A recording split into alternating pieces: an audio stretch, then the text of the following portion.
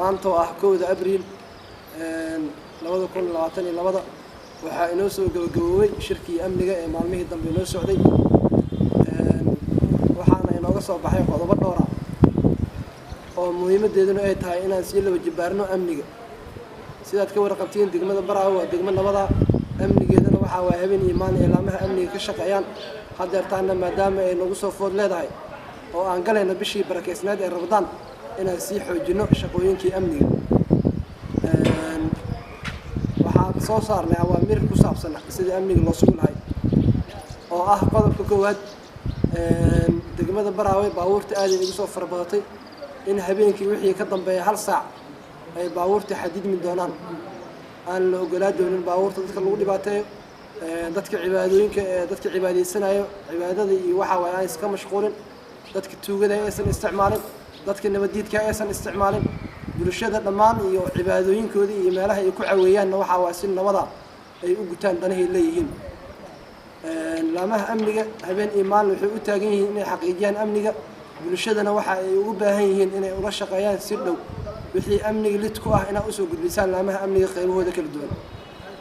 diyaar waxa u nahay inaan si loo jibaarno shaqooyinka amniga bulshada waxa laga rabaa ayadana waxa waa sida aan sheegay inay si dhow ula shaqeeyaan sababtoo ah markii maamulka iyo bulshada ay wada shaqeeyaan ayaa waxa waa amni iyo nabad la helaa waad ka soo baxay shirarka waxa ka mid ahaa arrimaha dhulka oo muddooyinkan dambe dacwadiisa aad ay ugu soo baatay degmada in la isku qabsan dhulalka aanan waxa waa la iska cabiran dhulalka badan oo ilaa iyo biimaalo ilaa iyo ceel dacfaraad ilaa iyo dhan walba oo magaalada ka baxsan waxaan ugu baaqaa qof walba qofkii dhul leh waxa waaye inuu waxa waaye maamulka iyo qaybaha dhulka uu la soo xiriiro oo soo meel intuu iska aado dhul oo iska calaamaysan mid kale intuu imaado oo soo kula dagaalin waxaan ugu baaqaynaa qof walba dhul leh waxa waaye si sharciga waafaqsan inuu soo xaqiisa in aan la isku din oo aan la isku dhibaateen wuxuusan maamulka iyo xafiisyada maamulka dhulka ku shaqada leh aan ogeyn waxa waa cid aysan qabad karin aysan u aadi karin qodobka saddexaad waxa waaye laamaha amniga ay kan waxaan faraa ciidamada qalabka sida qaybahooda kala duwan kuwa nabadda sugaayo waxa aad sugeysaan aad heesaan waa nabadda degmada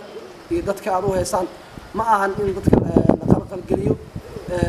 ciidamada qalabka sida waxaan ugu baaqaa inaysan jiri doonin maanta wixii ka dambeeyo askari dambe oo si bilaa sabab ah xabada iskaga rido bulshada qalqalgeliyo degmadan Baraawe waxay tahay degmo nabada laguma kasaayo waxa waa in askarta xabada iskari ridaan askari iyo xabad ridana waxa u yeelay ganaax iyo xabsi hadeertaana waa soo celinay ma ogolaan doono inay askarta bilaa sabab ay u ridaan xabadaha qaybtoo doonaha ka tirsanaado ciidan koraba ha ahaado ma ogolin xabad bilaa sabab ee bulshada in lagu qalqalgeliyo amnigana waxa waaye wax loo yeelo waxaan faraa laamaha amniga qaybahooda kala duwan ciidamada qalabka sida dhammaan maanta wixii ka dambeeyay askariga bilaa sabab magaalada waxa waaye dhexdeeda ku dhexrida xabad in asigana tilaabo sharci ah laga qaadi doono amniga degmada waxa waaye wixii maamulka iyo wixii amniga iyo bulshada dhammaan amniga waxa waa anaka u wada baahan waa inaan ka wada shaqeynaa aad ka kaashanaa bulshadana waxa waa wixii amniga lid ku ah inay waxa waa laamaha amniga u soo gudbiyaan degmada nabadeeda anaka wada anfacaysaa waa inaan ka wada shaqeynaa